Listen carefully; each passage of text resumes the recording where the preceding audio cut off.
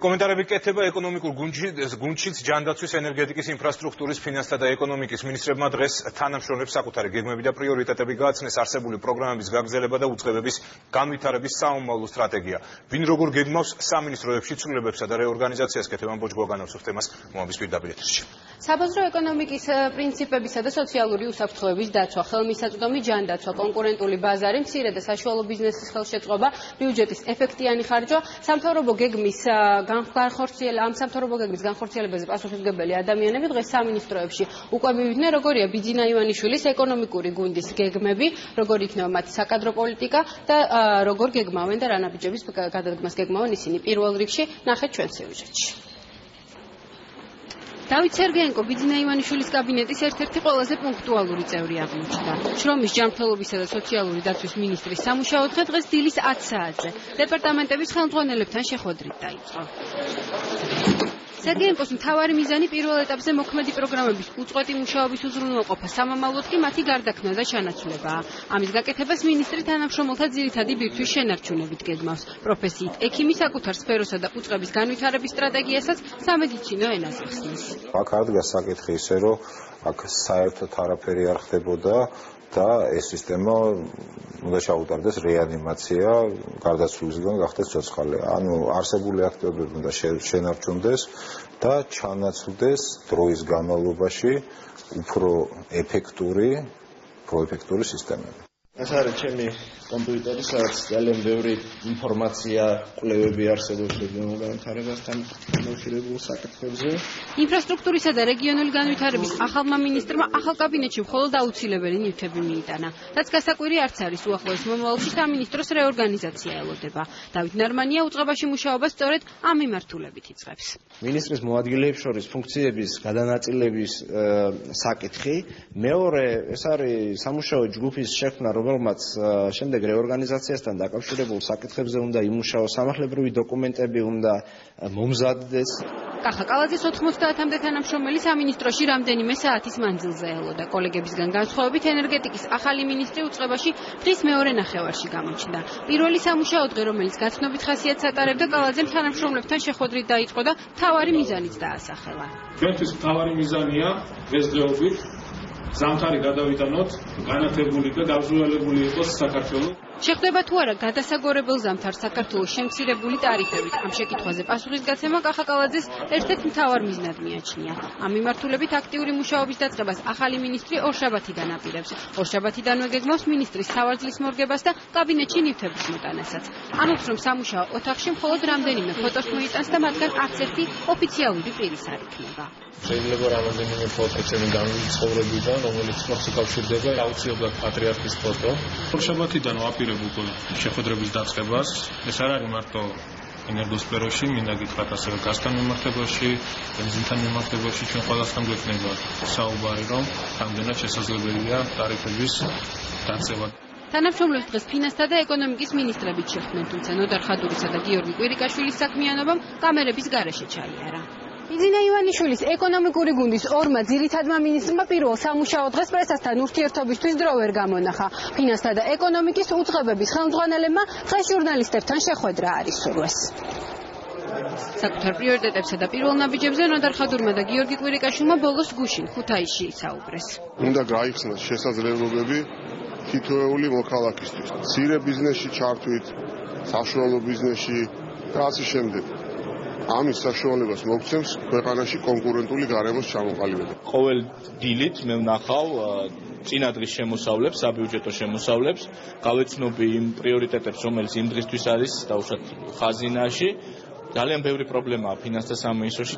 მინისტრების უმეტესობა ახალი მოადგილეების დასახელებასა და კონკრეტული გეგმების პრეზენტაციას მოგვიანებით აპირებს. ოფიციალურად კი მათი 4 წლიანი ვადისათვლა უკვე დაწყებულია. ივანიშვილის ეკონომიკური გუნდის მინისტრების უმეტესობისთვის ეს მინისტრობის პირველი გამოცდილება უფრო კონკრეტულად მათი გეგმების განხორციელებისა და პროგრამის განხილვა სავარაუდოდ მაშინ იქნება შესაძლებელი, როდესაც პარლამენტში ბიუჯეტის განხილვა დაიწყება. დიდი მადლობა ქეთი, ქეთევან ბოჯგო საუბრობდა მომავალ პირდაპირ ეთერში. საკუთარ პრიორიტეტებზე საუბრობენ დღეს საგარეო საქმეთა ევროინტეგრაციის, დიასპორის, განათლების, სპორტისა და გარემოს დაცვის მინისტრების ქვეყნის საგარეო პრიორიტეტების შენარჩუნება, სწავლის ხარისხის ამაღლება, გარემოს დაცვის სამინისტროს ფუნქციების გაძლიერება. უწყებების ზოგიერთი ხელმძღვანელი სამინისტროში მისვლას და საომავლო გეგმებზე თანამშრომლებთან საუბარს უკვე მომდევნო დღეებში აპირებს ელისო ჯარიაშვილი გიამბობთ.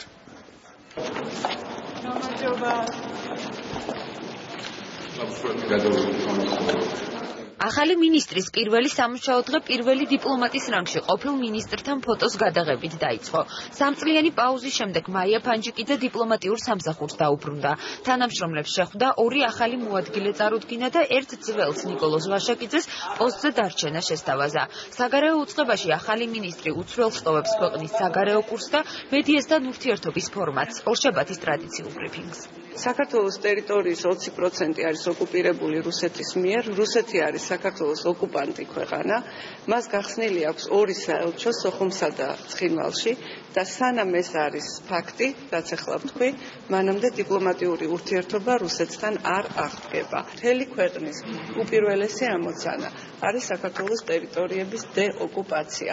ამაზე დიდი მიზანი საქართველოს არ გააჩნია. ძალიან მიხარია, რომ პრიორიტეტები იგივე რჩება, ეს არის ევროპის კავშირი, ნატო, მრავალვექტორული საგარეო პოლიტიკა. მინდა წარმატება უსურვო სამინისტროს ახალ ხელმძღვანელობას.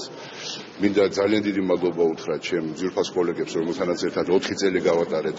უცვლელი იქნება ქვეყნის ნატოსა და ევროკავშირში ინტეგრაციის სწრაფვაც. საკუთარ პრიორიტეტებს ალექსი პეტრიაშვილი თანამშრომლებს ხვალ გააცნობს. მინისტრი კოლეგების დიდ ნაწილს უკვე იცნობს. სერიოზული სამუშაო უკვე ჩატარებულია და ამ მიმართულებით პროცესი იქნება შეუქცევადი, ძალიან დინამიური და აქტიური. შაბათს ვაპირებ დილიდან მისვლას სამინისტროში შევხვდები ალბათ.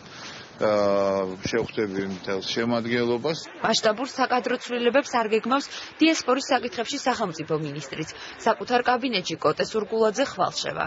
ეს არის ჩვენ თანამამულეებზე ზრუნვა საზღვარგარეთ, მათი ქართული თვითშეგნების იდენტობის შენარჩუნება იქნება, რა თქმა უნდა, პრიორიტეტი ეტაპობრივი და ორგანიზებული დაბრუნება ჩვენი თანამემამულეების. განათლების მინისტრის ნომერ პირველი ამოცანა გამოცდების ფორმატთან დაკავშირებით გადაწყვეტილების სწრაფი მიღებაა. ეს პირველი საკითხია, რომელზეც ახალი მინისტრი თანამშრომლებთან ერთად მუშაობას იწყებს. ნაწილს ვიცნობდი მანამდეც, იმიტომ რომ მე ამ სფეროში ვიყავი და შესაბამისად ურთიერთობა სამინისტროსთან ჰქონდა. გეგმები არის ალბათ მიმდინარე პრობლემების გააზრება. პირველ რიგში გამოცდების საკითხთან დაკავშირებით ჩამოყალიბება. იმიტომ რომ ეს აირაზეც პასუხი ძალიან მალე უნდა გავცეთ. გაცნობითი ხასიათის შეხვედრა სპორტის სამინისტროში შედგა. ლევან ყიფიანს ჯერჯერობით მოადგილეები არ დაუსახელებია. ამ ეტაპზე არ იგეგმება სპორტისა და ახალგაზრდობის სამინისტროს ფორმატის შეცვლაც. უახლოეს რომელში საკადრო ცვლილებები მასიური, რა თქმა უნდა, არ იგეგმება. ჩვენ კიდევ ერთხელ დაველაპარაკებით ყველა იმ პროფესიონალს, ვინც არის სამინისტროში და ვინც მუშაობს. იმიტომ რომ რაღაც საჩქარო და სწრაფ ნაბიჯებს ჩვენ არ გადავდგათ, რომელიც აზიანო იქნება. სტრუქტურული ცვლილებები იგეგმება გარემოს დაცვის სამინისტროში. გაძლიერდება სამინისტროს ფუნქცია. ახალი მინისტრი მასშტაბურ საკადრო ცვლილებებს არ გეგმავს. დაგეგმილი გვაქვს გარემოს დაცვის სამინისტროს ფუნქციების გაძლიერება, ბუნებრივი რესურსების მართვის გადმოტანა, ვთქვათ, ეს კოტირება იქნება თუ ანუ გადანაწილება ფუნქციების, როგორც ადრე აღნიშნავდი, ეს პროფესიონალი კადრები არანაირი პრობლემა და რისკი ამის მხრივ არ ემუქრება. ახალი მინისტრების უმეტესობა საკუთარ კაბინეტებში უკვე შევიდა. ჯერჯერობით უცნობია ყოფილი მინისტრების გეგმები. რადგან არც ერთი თქვენის გვარი არ არის ნინო ანანიაშვილი ან ელენე ვაშოძე, ამიტომ ჩემს საომავლო გეგმებს თქვენთან არ გამგეხილავ. კარგად.